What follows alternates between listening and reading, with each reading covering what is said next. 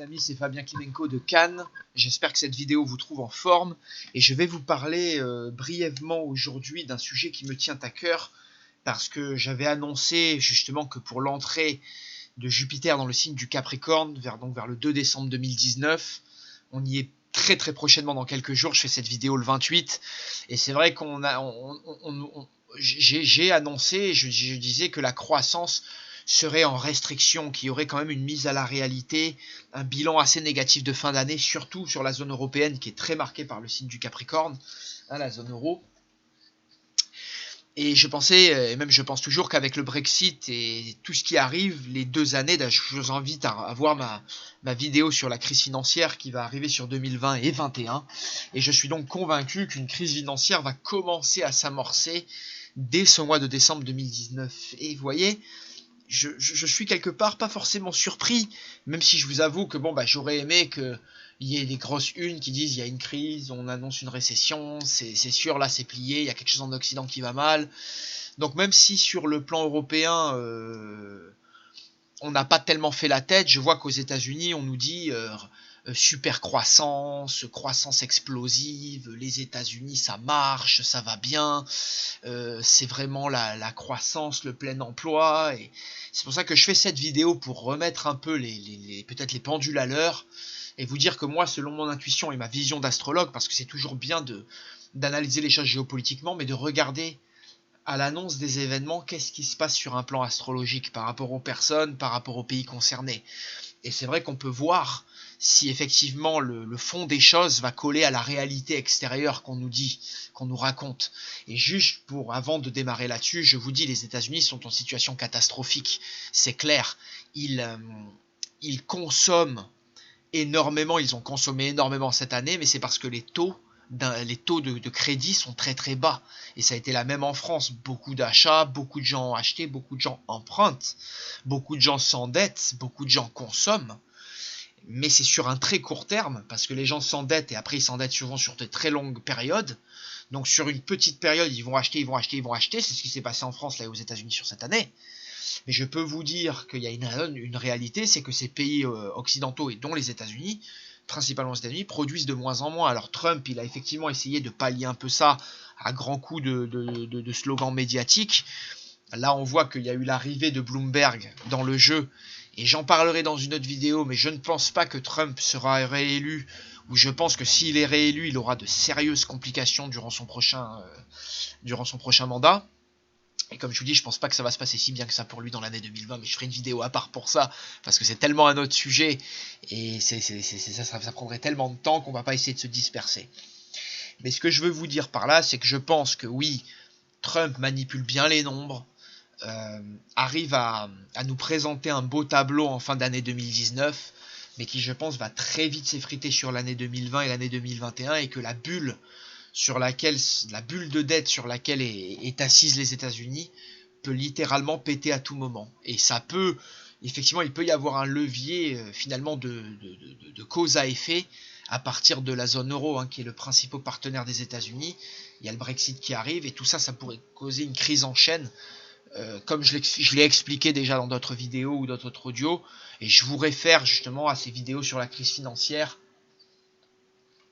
qui vient sur 2020-21 et sur le reste de ces sujets.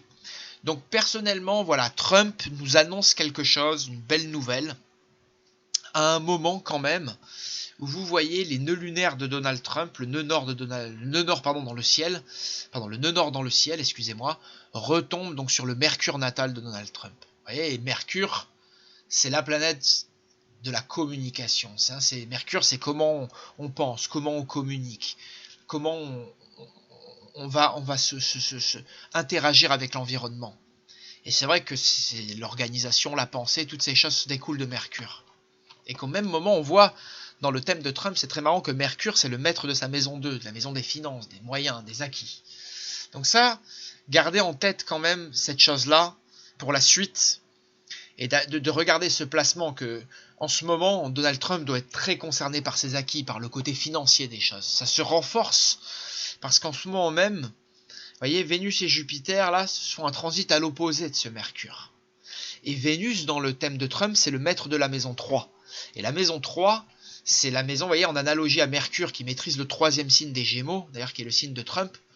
Et la maison 3 et le signe des Gémeaux, le troisième signe et Mercure ont beaucoup à voir avec la communication. Comment on s'exprime, comment on parle. Et ceux qui ont souvent la balance qui démarre en maison 3 sont souvent des gens qui savent être très conciliants, qui savent être vendeurs, qui vous présentent les choses belles, qui savent mettre de l'esthétique, vous voyez, vraiment sur leur discours. Et quand on écoute Trump, c'est tout le temps ça, c'est on est les meilleurs, Make America Great Again, on est là, on est avec plein de bons slogans, quand il vous vend quelque chose, c'est toujours le top, c'est très beau. D'ailleurs, on voit vraiment que son Mercure est carré à Neptune. Et vous voyez, il y a cette tendance à des fois à raconter des salades, à déborder, à en faire trop, à enfler les choses, à faire le Marseillais, comme on dirait chez nous. Et cette Vénus, regardez, qui est la maîtresse donc de cette maison 3, donc ça, Vénus et Mercure sont très importants dans la communication de Trump, parce que c'est des planètes qui gouvernent la maison 3 et la communication. Et vous voyez, elles sont toutes en Cancer, donc d'où le côté très protecteur. Vous voyez, comme Trump ramène tout à lui, il s'approprie les choses, souvent tel un Cancer. Hein, vous voyez, c'est quelqu'un qui est très rapide, il est très vivace dans sa communication. Vous voyez, comme le signe du Cancer, il est quelqu'un de très réactif, très émotionnel. Vous voyez, toute cette idée de protection dans son discours. Hein, on le retrouve dans le signe du Cancer, ce côté conservateur. D'ailleurs, il y a beaucoup de conservateurs, de racistes, ou de gens très protecteurs qui ont un signe du Cancer très exacerbé. Souvent, on trouve des gens très communautaires, très clanistes avec le Cancer. Je pense à Bolsonaro qui est natif du Cancer, il me semble. Et je pense également à Jean-Marie Le Pen qui a sa lune dans le signe du Cancer. Et je crois que Marine Le Pen et si je dis pas de bêtises, est natif Cancer, ascendant Lion. Du moins, on retrouve beaucoup de gens Cancer. Je crois que Ménard d'ailleurs est Cancer aussi. Donc on retrouve beaucoup de gens dans le clan on va dire très clanistes et dans la sphère des conservateurs, des clanistes, des racistes, on va dire des protecteurs. On retrouve des conservateurs, on retrouve beaucoup le Cancer, hein, c'est le signe de la tradition du passé. Voilà, donc vous voyez bien là que il faut comprendre le côté de communication de Donald Trump qui est très lunaire, qui est très changeant, qui peut posséder une face cachée ici. Et regardez comment cette conjonction de Vénus-Saturne, alors vous voyez déjà en natal, Vénus est conjoint à Saturne. Ce qui donne aussi un côté, vous voyez, on enjolive, on dit des belles choses, mais il a un côté très dur, très brutal. Vous avez vu Trump, quand il parle, c'est un bloc de pierre qui vous tombe dessus, vous voyez, c'est une chape de plomb. C'est ça un peu, c'est vous voyez, une chape de ciment qui arrive. Vous voyez, ça c'est Vénus-Saturne en Cancer, vous voyez. Il a ce côté très définitif quand il parle, vous voyez, et il peut parler très longtemps et amener de bons arguments. Ça c'est vrai il laisse souvent les autres sans voix, vous voyez, ce côté, il met fin au discours, il a souvent le dernier mot, Trump là-dessus, c'est là qu'il est très bon, et il s'est fait connaître d'ailleurs avec des grandes interventions, des grands speeches qui ont coupé net ses auditeurs, il est très très fort pour ça. Et vous voyez qu'en ce moment, on essaie de savoir s'il nous dit la vérité ou pas. Et vous voyez, on a Mercure qui est carré à Pluton, donc la planète quand même des mensonges. En natal, donc ce Vénus est collé à Saturne, donc je vais finir là-dessus. Et c'est vrai que Vénus, Saturne, ben on peut cacher des choses, on peut cacher ses ressentis, son affection, on peut des fois savoir cacher une part et camoufler certaines choses avec ça, et pas tout dire. Et c'est vrai que le signe du Cancer peut donner un côté changeant, lunaire dans la communication. On l'a vu avec Trump, ça renforce en plus son soleil Uranus. Il y a quelqu'un de très changeant, du jour au l'autre, il est imprévisible. Ça renforce totalement ce côté-là. Et ça devient très difficile, c'est pour ça qu'il est tellement difficile à vivre. C'est quelqu'un qui est très dur à vivre au jour le jour avec lui, quoi, sur le quotidien, sur le plan du travail, parce qu'il revient beaucoup, il est dans sa sphère. C'est un peu... c'est un hurluberlu, quoi, vous voyez, Trump, c'est vraiment quand on voit son thème, on le sent, ça. Et donc, vous voyez, tout cet aspect-là peut indiquer qu'il cache des choses, qu'il voit des fois trop grand, trop idéaliste, qu'il raconte trop de salade. Et en ce moment même, vous voyez, ce Mercure est carré à Pluton, donc la planète un peu de la cachotterie, des manipulations. Il a lui-même un côté assez manipulateur, étant Gémeaux, hein, étant quelqu'un qui sait bien manier ce côté double face. Et on voit cet amas de planètes Saturne-Pluton qui oppose pleinement, là, enfin pas encore pleinement, mais bientôt pleinement, et d'ailleurs durant toute l'année 2020 ça va être le cas. Et Vénus c'est aussi la planète qui gouverne le milieu du ciel de Trump. Donc vous voyez d'ailleurs comment sa vie, hein, comment sa destinée, elle est très liée aussi à la maison 3.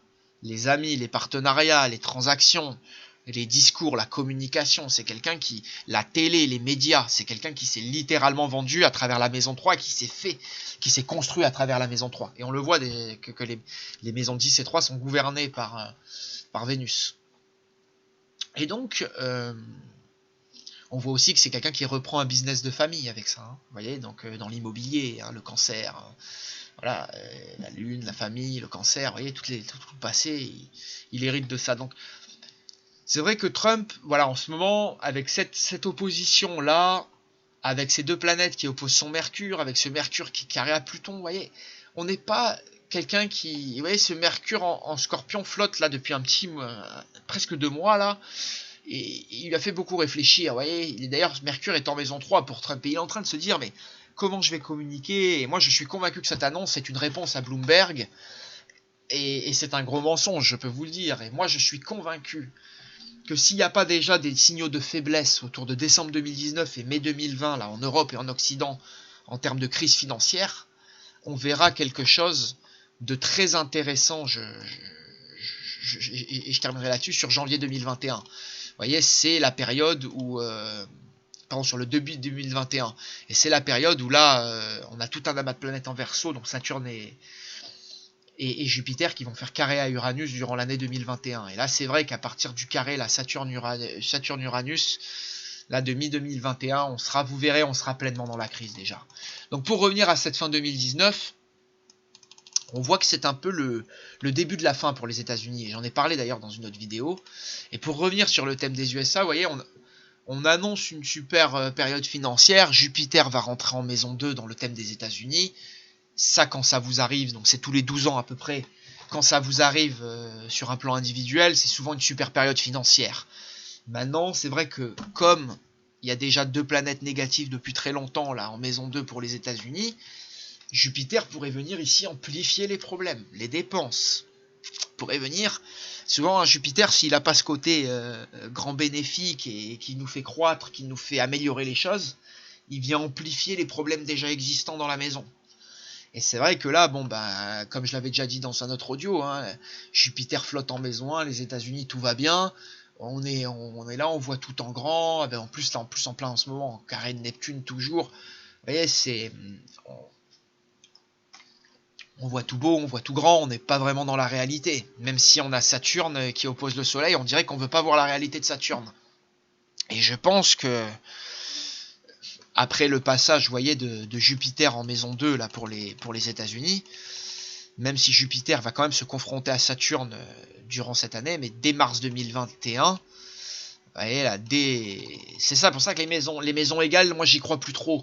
Vous verrez, dès mars 2021, Jupiter quitte la maison 2 des États-Unis. Et je tiens à en reparler à ce moment-là, au niveau de la crise financière. Je suis sûr que là, les États-Unis, ils annonceront pas les mêmes chiffres qu'ils annoncent aujourd'hui. Parce que si les gens, ils s'endettent en masse, qui font des crédits, qui se mettent sur 20 ans ou 30 ans, dans 2 ans, ben, les gens, ils vont être serrés. Et je sais pas comment ils vont faire autant de consommation. Donc, à moins qu'en 1 an, ils arrivent à transformer leur production et à être plus compétitifs que la Chine.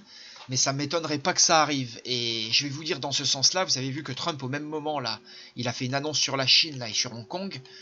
La Chine a dit qu'il y aurait des représailles. Et c'est vrai qu'il y a une guerre économique avec la Chine depuis donc mai 2018, mars 2018 d'ailleurs, et l'entrée d'Uranus en Taureau, j'en reparlerai dans une autre vidéo, ça aussi, ça c'est super intéressant.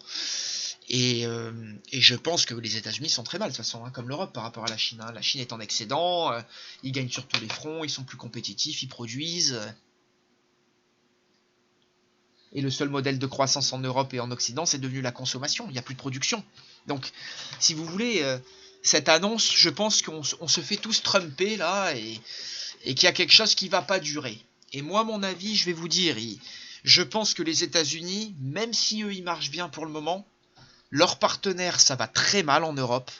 Je vous le dis, en France, ça va très très mal. Il y a beaucoup d'angoisse et d'inquiétude pour les Français en cette fin d'année 2019 qui arrive. Et je suis convaincu qu'entre cette fin d'année 2019 et ce mai 2020, on en reparlera déjà en Europe. Au niveau économique et par rapport au Brexit et tout ça. On va en reparler de la crise financière, vous verrez. Et vraiment sur ces dates, parce que moi je vous dis quand ça arrive. Et je le souhaite. Et vous verrez que je vous avais pas menti. Je vous avais dit il va y avoir des bilans assez catastrophiques en fin d'année 2019 par rapport au plan européen surtout. Et là, je vois qu'un bilan tout beau tout rose arrive. Bernard Arnault rachète Tiffany. On nous dit que c'est génial la France. Depuis Macron, ça s'est amélioré. Mais moi, à mon avis, tout ça, c'est du vent. Tout ça, je le dis clairement, c'est du vent. Et je pense que ça ne tiendra pas et qu'aux États-Unis, ils tiendront maximum jusqu'en mars 2021. Et je suis convaincu, si vous regardez ma vidéo sur la crise financière où j'ai dit qu'il y aurait des signaux de faiblesse en mai 2020, mais que il y aurait un plan, mais que ça serait pas de suite le chaos, mais qu'on tenterait de faire repartir la croissance, surtout en Europe, surtout dans le monde occidental, vous verrez. Et moi, mon avis, c'est vraiment vers la mi-2021 que là, la crise va s'installer, la crise de masse va s'installer en Occident. Et je suis convaincu de toute façon qu'il n'y a pas de recette miracle, qu'il n'y a rien qui pourra sauver le bateau, et surtout le bateau américain, là, qui est plein de dettes, et surtout même les pays européens qui sont partenaires avec les États-Unis. Donc je suis convaincu de ce que je dis, je démords pas, et moi je suis convaincu que cette annonce de Trump, elle indique exactement le contraire, elle indique quelque chose de très inquiétant. J'avais vu d'autres rapports qui disaient qu'il y avait beaucoup trop d'endettement et qu'à long terme, ça ne tiendra pas. Il n'y a pas de modèle en fait. C'est-à-dire que vous ne pouvez pas recréer des générations. C'est-à-dire que les gens s'endettent sur 20 ans, ou sur 15 ans, ou sur 30 ans, mais ils s'endettent qu'une fois, vous voyez. Et avec tout ce qui se passe dans la société, avec le modèle économique, et si les gens ne peuvent plus payer, ça va recréer une énorme crise des subprimes, encore plus grosse qu'en 2008. Et ça, c'est ce qu'on attend en Europe. Hein. Là, je peux vous dire qu'au même moment que Trump fait ses annonces, je lisais des articles hier. Je l'ai là dans mon téléphone, là sous la main. Mais je lisais des articles hier où il parlait de bulles immobilières à Paris. C'est vous dire. Donc, faut pas croire que tout va bien. Je dis, on disait Paris, une zone de risque à bulles. Donc, croyez pas que tout va bien et faites attention à votre argent si vous en avez, à vos investissements, parce que c'est vrai qu'on est dans une période de crise financière et je vous invite à voir mon audio sur la crise financière de 2020-21. Voilà, et on en reparlera d'ici là. Et donc, pour venir en conclusion à cette vidéo, j'en ferai d'autres sur le sujet, mais je pense que Trump fait cette annonce qu'il ment. Toutes les oppositions dans son thème le montrent bien, même s'il a certains résultats. Je pense que c'est des résultats qui sont gonflés artificiellement, que lui, il ne voit pas la réalité avec son Mercure-Neptune, il est dans ses chiffres, il est dans sa vision, mais que sur le long terme, ça ne tiendra pas, d'où le transit dissonant souvent de Saturne et le transit de fond que fait les États-Unis de Saturne en maison 2. C'est pareil, la Saturne va quitter la maison 2 des États-Unis en 2022, vous voyez, en fin 2022, et ça correspond totalement au retour de Pluton 2022, là, de mi-2021 à mi-2023, il y a le retour de Pluton, il y a une grande transformation qui arrive. D'ailleurs, Pluton est en maison 2 dans le thème des États-Unis. Donc là, je peux vous dire que financièrement, il va y avoir un gros truc au niveau des États-Unis là, d'ici la fin 2020, d'ici la fin 2022. Et je pense que dès la mars 2021, quand Jupiter sera sorti de leur maison 2, ils feront face à quelque chose, et là il y aura plus de Trump, il y aura plus de blabla, il y aura plus de mensonges. Et d'ailleurs, je reviendrai faire une vidéo de Trump parce que Trump va avoir l'opposition de Saturne à son Vénus, à son maître du milieu du ciel, et Pluton durant toute l'année 2020 et même après, mais surtout Saturne durant toute l'année 2020, même Jupiter d'ailleurs. Il va avoir quand même Uranus qui arrive au carré de son Pluton, mais ça j'en parlerai dans une autre vidéo, qui est le maître de sa maison 4, là où on vit, là où on réside, hein, le foyer, la famille.